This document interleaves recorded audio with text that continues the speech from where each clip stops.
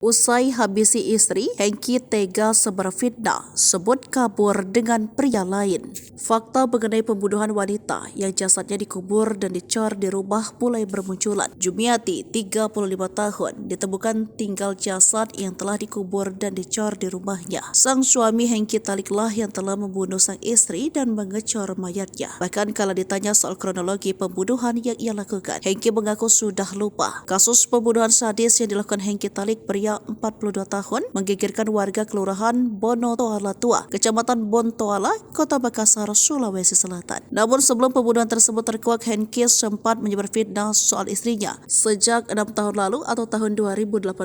Aksi keji Hengki baru ketahuan di tanggal 13 April 2024. Hal itu lantaran anak kandung Hengki dan Jumiati F, 16 tahun, mengadu ke polisi. Ya, F rupanya sudah tak tahan lagi menyembunyikan rahasia sang ayah Hengki selama bertahun-tahun. Terlebih selama 6 tahun kebelakang, F kerap mendapatkan perlakuan kasar dari ayahnya. Selepas Lebaran Idul Fitri 2024, F melaporkan ayah kandungnya Hengki ke Polrestabes Makassar atas kasus penganiayaan. Belakangan polisi justru tersentak tak kala mendapati fakta bahwa Hengki telah mengecor mayat istrinya di rumah. Polrestabes Makassar Kombes Pol Muhammad Ngajib membenarkan ada korban F melaporkan kekejian yang dilakukan oleh sang ayah. Terkait motif, polisi mengurai pengakuan mengejutkan pelaku. Diketahui usai melancarkan aksi pembunuhan tersebut, Hengki pun memboyong dua anaknya untuk pindah ke rumah orang tuanya. Sementara rumah tersebut dikontrakan. Kini tulang belulang Jumiati telah dikuburkan dengan layak, sementara pelaku telah jadi tersangka dan mendekam di penjara.